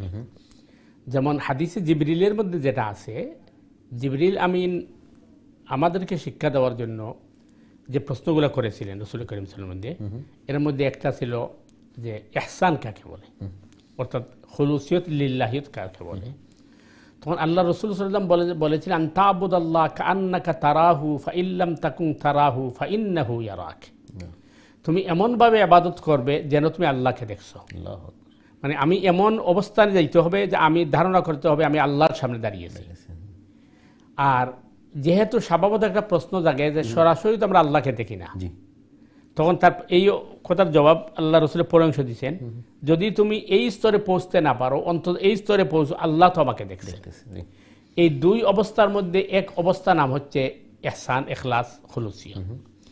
এবাদতের ক্ষেত্রে যেটা আপনাকে বললাম, এবাদতের মধ্যে মানুষকে লোভ দিয়া অথবা কোনো প্রেশার করে এবাদত করানোর মধ্যে লাভ নাই, কারণ এর মধ্যে ইখলাস থাকবে না, এবং আসলে এই ইবাদতটি কবুল হবে, এই তো ইখলাস থাকবে না। তো কিন্তু সে যদি ইখলাসের সাথে ইবাদত করে, তখন তার মনোনিবেশ থাকবে আল্লাহর দিকে, মনোযোগ সহকারে ইবাদত করবে। সে মনে করবে আমার এই ইবাদতটা কিন্তু লোক দেখানোর জন্য নয়, আল্লাহর হুকুম মানার জন্য। সুতরাং সে নামাজের মধ্যে তাড়াহুড়া করবে না, নামাজটাকে সহিহ শুদ্ধ করে পড়বে, নামাজের মধ্যে কোনো ধরনের কি করবে না, ওই গাফলাতি করবে না। এবং কোরআন বলছে এটা যে ইন্নাল মুনাফিকুনা ইউখাদিউনা আল্লাহু ওয়া খাদিউহুম ওয়া ইযা কামু ইলাস সালাতি কামু কুসালা ইউরাউনান নাস ওয়া লা ইয়াযকুরুনা আল্লাহ ইল্লা কালিলা। নিশ্চয় মুনাফিক ইউখাদিউনা আল্লাহু ওয়া খাদিউহুম, তারা মনে করে আল্লাহকে ধোঁকা দিচ্ছে, কিন্তু তারা নিজেকে ধোঁকা দিচ্ছে। এবং তাদের পরিচয় কোরআন বলছে ওয়া ইযা কামু ইলাস সালাতি কামু কুসালা, তারা যখন নামাজে দাঁড়ায় তখন দেখবেন তারা ইবাদতের প্রতি উদাসীন। মিলাইলে আপনি দেখবেন আমাদের সমাজে মুনাফিকের সংখ্যা কত। মসজিদে গেলে দেখবেন যে আপনি তার পাও ঠিক নাই, তার দাঁড়ানোর অবস্থা ঠিক নাই, তার নামাজের মধ্যে হারিয়া, বুঝছেন। এরপরে মনে করেন যদি ওই সালাম ফিরাই দিয়ে ইমাম সাহেব একটু দেরি হয়, তখন তার পিছন থেকে তার অদৃষ্ট হয়ে যায়, তাহলে বোঝা নামাজে তার মন নাই। এটা কিন্তু মুনাফিকের নামাজ। তো কুসালা ইউরাউনান নাস ওয়া লা ইয়াযকুরুনা আল্লাহ ইল্লা কালিলা। প্রশ্ন আসে, তাইলে তারা ইবাদত করে কেন? আল্লাহ বলতেছেন তারা ইবাদত করে ইউরাউনান নাস, মানুষকে দেখানোর জন্য। শিরক। এবং আল্লাহ বলতেছেন ইউরাউন নাস ওয়া লা ইয়াযকুরুনা আল্লাহ ইল্লা কালিলা, তারা নামাজের মধ্যে জিকির আজকার করে না, যত সামান্য জিকির আজকার করে না। মানে সে তো আল্লাহর জন্য নামাজ পড়তেছে না, সে তো টাইম পাস করতেছে অথবা সমাজকে দেখাচ্ছে যে আমি ভালো কাজ করতেছি। এই জন্যই মানে লোভ লালসা দিয়া মানুষকে ইবাদতে আনা হয় না। আপনি আরেকটা লক্ষ্য করছেন কিনা আমি দেখছি, এবং অনেক মানুষই আছে অজু যখন করা যায়, হাদিসের মধ্যে আসছে যে অনেক মানুষ জাহান্নামে যাবে, তার অজুর মধ্যে পাওয়ের গোড়ালি বা মধ্যে ভালোভাবে পানি পৌঁছে নেয়। এই জন্য আল্লাহ রসুল সাল্লাল্লাহু আলাইহি ওয়াসাল্লাম গোড়ালির কথা বললেন কি জন্য? আপনি দেখবেন যে অনেক সময় পুরুষ মহিলা সবাই আছে, অজু সুন্দরভাবে করে, কিন্তু ফাও দেওয়ার সময় সিংহের মধ্যে এইভাবে ফাওটা সিঙ্গের নিচে রাখি দিয়ে এরপরে বাহির করে নিয়ে আসে। ওইটা তো পানি সব জায়গায় পৌঁছে না। কারণ সুন্নাহ তরিকা হচ্ছে যে পাওটাকে একবার বিজানু বাদে এটাকে হাত দিয়ে ডলবে, আঙ্গুলের ভিতরে খিলাল করবে, পায়ের মুড়ার দিক দিয়ে কি করবে, ভালো করে নাড়াচাড়া করবে। কারণ এমনি মনে করেন ওই এই দেশটা তো একটা মানে শুষ্ক দেশ, ড্রাম, আপনি দেখবেন যে পায়ের স্কিনগুলা শক্ত হয়ে থাকে, ওই সময় পানি ঢুকে না। তো এই জন্য পানি পাউটারে ভালো করে ধুইয়া এরপরে গোসা মাজা করে এরপরে পানি পৌঁছাইতে হবে। কিন্তু সিঙ্গের ভিতরে পাও দিয়ে আর বাহির করে নিয়ে আসলো, তো এটা তো অজু হয় নাই। তো এটা এইগুলা কিন্তু না জানার কারণে। এই জন্য প্রথম শর্ত হচ্ছে নলেজ অর্জন করতে হবে, ইলিম, যে আমার অজু কিভাবে করতে হবে, নামাজ কিভাবে পড়তে হবে, এটা আমার জানতে হবে। 2 নম্বর হচ্ছে যে মনোনিবেশ করতে হবে আল্লাহর দিকে, যেটাকে খুশু বলা হয়। আমার ইবাদত আমি করছি আল্লাহর হুকুম পালনার্থে, ওইখানে কে কি বলছে এটা আমার ডজন ম্যাটার। কিন্তু আমরা অনেক সময় যার কারণে মনে করেন যদি সত্যিকার আল্লাহকে ভয় করে তাহলে সে তার মানে নামাজ কাজা করবে না এবং নামাজের মধ্যে তার গাফলিয়াতে আসবে না। মানুষ হিসাবে হতে পারে অনেক সময় মনে করেন আপনি মনে করেন ব্যস্ত আছেন, ব্যবসা করেন, বাণিজ্য করেন, কাজ, নামাজের মধ্যে দাঁড়াইছেন, দেখা যায় অন্য মানুষ চলে গেছে, তো ওইটা আল্লাহ রসুল সাল্লাল্লাহু আলাইহি ওয়াসাল্লাম বলেছেন সাথে সাথে মনকে ফিরিয়ে আনবে। কিন্তু মানে ইচ্ছাকৃতভাবে আপনি নামাজ শুরু করলেন এলোমেলোভাবে, অথবা আপনি নামাজের গুরুত্ব নাই, টাইম টেবিলের গুরুত্ব নাই, নামাজের মধ্যে হারিয়াপ করা, এই সবগুলা কিন্তু ইমান এবং ইখলাস বিরোধী। এগুলো আমাদেরকে কিন্তু লক্ষ্য রাখতে হবে। জাযাকাল্লাহু মাতরাম। আমরা খুবই গুরুত্বপূর্ণ আলোচনা শুনলাম। প্রিয় দর্শক বিন্দু, অবশ্যই আপনারা আমাদের সাথে আছেন। আমরা আসলে চেষ্টা করতেছি অনুষ্ঠান থেকে খুব স্বল্প সময়ে আমরা যতটুকু পারি আমরা জানার জন্য যে আসলে একজন মুসলিম হিসাবে একটা পরিপূর্ণ ইমানদার হওয়ার জন্য আমাদের কি করা উচিত, কোন গুণাবলী আমাদের অর্জন করা উচিত, এবং আমরা আমাদের যে ভুল জানা আছে, আমাদের কিছু সীমাবদ্ধতা রয়েছে, আমাদের মিসআন্ডারস্ট্যান্ডিং রয়েছে দিন সম্বন্ধে, এগুলো দূর করে আমরা সঠিকটা কীভাবে জানবো এবং সঠিকটা কীভাবে পালন করবো। মতো আগে বলছেন যে আসলে আমাদের জ্ঞান অর্জন করা, পড়াশোনা করা, দিন সম্বন্ধে জানা ফরজ। আমরা যদি না, এবং আমরা অনেকেই অবশ্য জানি না যে কোরআন পড়াটাও ফরজ। যদি কোরআন আমরা না পড়ি তাহলে আমরা শিখবো কীভাবে, জানবো কীভাবে। তা এবং মহতরম আজকে বললেন যে আল্লাহর সাথে আমরা যোগাযোগ কানেকশন হবে কোরআন এবং সালার মাধ্যমে। আমরা চেষ্টা করবো জানবো, শিখবো এবং সঠিক সোর্স থেকে সঠিকভাবে জানবো। আমরা এই জন্য চেষ্টা করি এখান থেকে আলোচনা করার জন্য কোরআন হাদিস থেকে, যাতে আমরা শিখি, জানি এবং বুঝি, সঠিকটা বুঝি, সঠিকটা শিখি এবং সঠিকভাবে আল্লাহর ইবাদত করতে পারি। যেটা মহতরম বলছেন যে বারবারই বলেন যে বিদআত মুক্ত আমল আমাদের করতে হবে এবং সত্যিকারে আল্লাহর সন্তুষ্টি অর্জন করার জন্য, লোক দেখানো না, সমাজ দেখানোর জন্য না। এবং যেটা আমরা বলি যে আপনি যেটা বললেন খুলুসিয়াতের মাধ্যমে ইবাদতটা করতে হবে। মহতরম আমাদের হাতে সময় খুবই কম। আমরা একটা জিনিস মহতরম আপনি জানতে চাবো, সেটা হলো যে আমাদের সমাজে আমরা অনেক সময় দেখি যে মানুষ, আমরা অনেকেই আমরা নিজেকে নিয়ে এত বেশি ব্যস্ত যে আসলে ইবাদতটাকে নিয়ে অত মাথা, দুনিয়া নিয়ে খুব বেশি ব্যস্ত হয়ে গেছে যে আমি কি করব, আমার অমুক কী করবে, তমুক কী করবে, মানুষ কী করবে, এটা নিয়ে এত বেশি ব্যস্ত।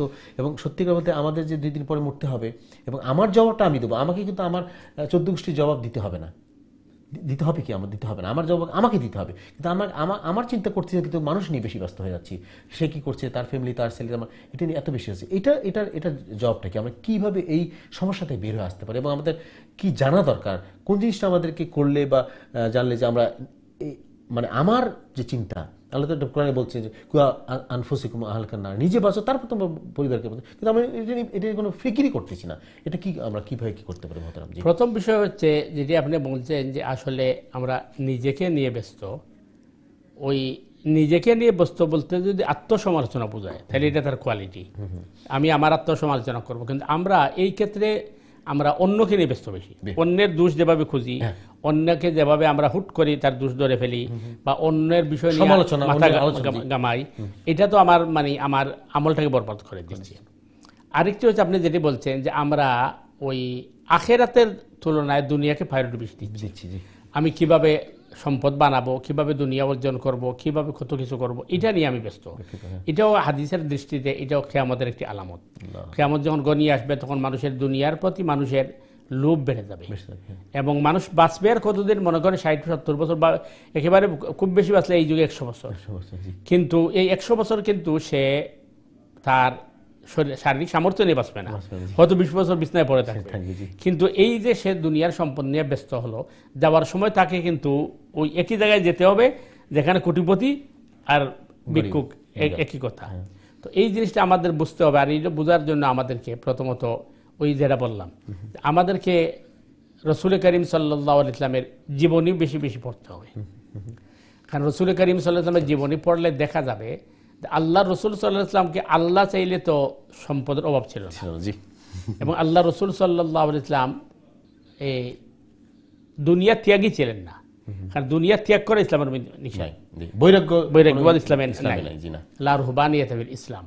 কিন্তু আল্লাহর রসুল বিলাসী ছিলেন না, বিলাসী, জি বুঝছেন। যেমন রসুল করিম সাল্লাল্লাহু আলাইহি ওয়াসাল্লাম ম্যাক্সিমাম সময় যখন তিনি চলাফেরা করতেন তখনকার যুগের ডঙ্কি দিয়ে চলাফেরা করতেন, গাদা। তো তখনকার যুগে কিন্তু আপনার ওই যারা একটু উঁচু স্তরে ছিল তারা দামি ঘোড়া দৌড়াইতো, এখন যেভাবে দামিতে গাড়ি দৌড়াইতো। তো সাহাবাই কেরাম বললেন, ইয়া রাসূলুল্লাহ, আপনি গাদা দিয়ে চলাফেরা করেন, আমরা মনে হয় একটা ওই উন্নত মানের ঘোড়া আপনাকে দিয়ে দিই। আল্লাহ রসুল সাল্লাল্লাহু আলাইহি ওয়াসাল্লাম বললেন যে আমার মনে এটা মানে না। এই যে তার ওই যে আমিতনি মিসকিনান, আমি মিসকিন হয়ে থাকতে চাই, আমাকে একেবারে স্বাভাবিক রাখতে চাই।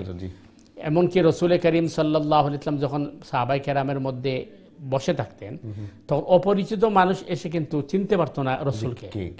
কিন্তু আমাদের তো সামান্য যদি আপনার চেয়ারম্যান হয়, তার লেবাস, তার পোশাক, তার আশাকে আপনি বুঝবেন আমরা যতটুকু না তার চেয়ে বেশি দেখাইতেছি, বেশি আমরা সব যেটাকে বলি, মেকআপ যেটাকে বলে। এই যে রসুল সাল্লাল্লাহু আলাইহি ওয়াসাল্লামের জীবনী যত বেশি পড়া যাবে আমরা কিন্তু তত বেশি ইসলাম সম্পর্কে জানতে পারবো, আমার জীবন সম্পর্কে জানতে পারবো। আমি আজকে দেখছি, আমার কাছে ভালো লাগছে, জানি না আপনি দেখছেন কিনা, ওই যে ঢাকা ইউনিভার্সিটির একজন প্রফেসর আছে ডক্টর আসিফ নজরুল। আসিফ নজরুল সুন্দর একটি কথা বলছে, উনি বলছে যে তার ইচ্ছা সে রাসূল করিম সাল্লাল্লাহু আলাইহি ওয়াসাল্লামের একটা জীবনী গ্রন্থ লিখবে। ওইটা কিন্তু হুমায়ুন আহমদ চেয়েছিল, জানেন কিনা আপনি জানেন, ভূমিকাটা লেখছে। তো হুমায়ুন আহমদের জামাইতুল আসিফ নজরুল। তো আসিফ নজরুল বলছে, তো তাকে প্রশ্ন করা হয়েছে কি ধরনের জীবনী লিখবেন। সে বলছে যে আমি রাসূল করিম সাল্লাল্লাহু আলাইহি ওয়াসাল্লামের জীবনীর তো অভাব নাই, হাজার হাজার বই লেখা হয়েছে, আমি আর কি লিখবো। কিন্তু আমি চাইতেছি যে রাসূল করিম সাল্লাল্লাহু আলাইহি ওয়াসাল্লামকে নিয়ে বিভিন্ন ধরনের যে এই ব্যঙ্গ বিদ্রুপ করা হচ্ছে বা তার বিষয় নিয়ে যে সমালোচনা করা হচ্ছে, এদের মূলত লেখাপড়া নাই। উনি বলতেছে নেগেটিভ যে কথাগুলো আছে, লেখাপড়া নাই, আর এরা তিলকে তাল বানাচ্ছে। কারণ আপনি স্থান কাল পাত্র বুঝতে হবে। রাসূল করিম সাল্লাল্লাহু আলাইহি ওয়াসাল্লাম কোন যুগে ছিলেন, আমরা কোন যুগে আছি, ওই যুগের প্রথা কি ছিল, ওই যুগের প্রচলন কি ছিল, এটা আপনাকে অনুধাবন করতে হবে। এই জন্য রাসূল করিম সাল্লাল্লাহু আলাইহি ওয়াসাল্লামের জীবনী আমাদেরকে সবারকে পড়া ফরজ, এবং এইটার মাধ্যমে কিন্তু আমি যদি জীবনযাপন করি তাইলে আমি কিন্তু দেখা যাবে আমার জীবনটাকে আমি একটা সিস্টেমের ভিতরে নিয়ে আসতে পারবো। আর তো কোরআন পড়া, কারণ বিষয় হচ্ছে যে কোরআন হয়তো অনেকে বলতে পারে যে কোরআন বোঝা তো সহজ নয়, চেষ্টা করি আমরা, কিন্তু রাসূল করিম সাল্লাল্লাহু আলাইহি ওয়াসাল্লামের জীবনী যখন বাংলা, ইংলিশ, আরবি, ফার্সি সব ভাষা পাওয়া যায়, আমরা কেন এটা পড়ছি না, বুঝছেন। আর এর পাশাপাশি একটি কাজ করতে হবে, যখন আমি রাসূল করিম সাল্লাল্লাহু আলাইহি ওয়াসাল্লামের জীবনী পড়বো অথবা কোরআন পড়বো, হাদিস স্টাডি করব, তখন যদি কোথাও আমি কনফিউজড হই তাইলে এই বিষয়ে স্পেশালিস্ট যারা আছে তাদের সাথে আমাকে যোগাযোগ করতে হবে, আমি সিদ্ধান্ত নিতে পারবো না। কারণ অনেক ক্ষেত্রে দেখা যাবে যে অনেকগুলা নিয়ে আমাদের মধ্যে ভুল বুঝাবুঝি হতে পারে। যেমন আমাদের সমাজের মধ্যে বিভ্রান্ত যেটি আম্মা জান আয়েশা সিদ্দিকা রাদিয়াল্লাহু তাআলা আনহার বিবাহ নিয়ে, যে আল্লাহ রসুল এই বাল্য বিবাহ কেন করলেন, এই ধরনের কোন বিষয় আসলে যারা স্পেশালিস্ট তার সাথে যোগাযোগ করতে হবে। কেন পরামর্শ, আর সহজ পন্থা হচ্ছে আমাদেরকে একটা জিনিস বুঝলেই কিন্তু ক্লিয়ার হয়ে যাবে যে রাসূল করিম সাল্লাল্লাহু আলাইহি ওয়াসাল্লাম আমাদের মতো সাধারণ মানুষ না। প্রথমত তিনি নবী এবং রসুল, এবং সমস্ত রাসূলদের তিনি কিন্তু ইমাম, সুতরাং তার কিছু স্পেশালিস্ট থাকবে, এটা আমাদেরকে বুঝতে হবে। কারণ তার কাছে ওহী আসে, আমাদের কাছে ওহী আসে না। সুতরাং রাসূল করিম সাল্লাল্লাহু আলাইহি ওয়াসাল্লামের জীবনের মধ্যে কোনো ব্যতিক্রম জিনিস দেখলে এটাকে স্বাভাবিকভাবে নিতে হবে। এবং 2 নম্বর পয়েন্ট যেটি বুঝতে হবে, যার জন্ম থেকে নিয়ে ইন্তেকাল পর্যন্ত সম্পূর্ণটা আল্লাহর নিয়ন্ত্রণে ছিল। রাসূল করিম কোনো একটা কাজ করেন নাই আল্লাহর ইচ্ছা বা আল্লাহর হুকুম ছাড়া। সুতরাং তার কোনো বিষয় নিয়ে সমালোচনা করার অধিকার আমাদের নেই। কেন? তিনি যা করেছেন আল্লাহর ইচ্ছা মতো। আমরা আমাদের দর্শক ভিউয়ার ভাই বোনদেরকে বলবো যে রাসূল করিম সাল্লাল্লাহু আলাইহি ওয়াসাল্লামের জীবনী ভালোভাবে কি করা, এই পাঠ করা, স্টাডি করা, এবং একটা না কয়েকটা, কারণ জীবনের মধ্যেও কিন্তু সবটা তো অথেন্টিক নাই। তো আমি যদি কয়েকটা জীবনী পড়ি এবং অথেন্টিক গুলা দেখে পড়ি, তখন এর মধ্যে আমি যাচাই বাছাই করার সুযোগ পাবো। এই জন্য রাসূল করিম সাল্লাল্লাহু আলাইহি ওয়াসাল্লামের জীবন চরিত্রকে আমরা বেশি করে আমাদের কি করা দরকার? সেখানে ইনশাআল্লাহ। জাযাকাল্লাহ খাইরান। সুপ্রিয় দর্শক, আমরা শুনলেন আসলে আমাদের ইসলাম সম্বন্ধে জানার জন্য রাসূল সাল্লাল্লাহু আলাইহি ওয়াসাল্লামের সিরা আমাদের পড়তে হবে, জানতে হবে, স্টাডি করতে হবে। তাহলে আমরা আমার ওই জীবনকে, আমাদের জীবনকে রাসূল সাল্লাল্লাহু আলাইহি ওয়াসাল্লামের জীবনের মতো করে চালাতে পারবো ইনশাআল্লাহ। আল্লাহ আমাদের সবাই তৌফিক দান করুক। আমরা আজকের অনুষ্ঠানে বিদায় নেব। প্রিয় দর্শকবৃন্দ, আমাদের সময় একদম শেষ। মহতারামকে আবার ধন্যবাদ জানাচ্ছি, শুকরিয়া আদায় করছি অন্তর থেকে। আমরা তার কাছে অনেক কিছু শিখছি কোরআন হাদিসের আলোচনা, এবং আমরা চেষ্টা করবো এখান থেকে জেনে শিখে আমাদের জীবনকে সুন্দর করার জন্য।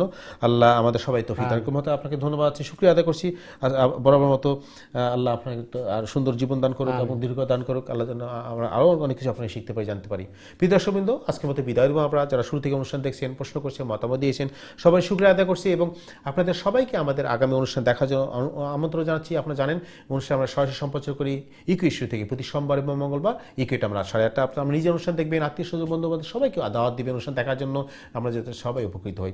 আজকে বিদায় যেটা আমরা বরাবরই বলি, আল্লাহ আমাদের সবাইকে সুস্থ রাখুন, সহি সালামত রাখুন, দিনের পথে রাখুন, এই প্রত্যাশায় আজকের মতো বিদায়। আসসালামু আলাইকুম ওয়া রাহমাতুল্লাহি ওয়া বারাকাতুহু।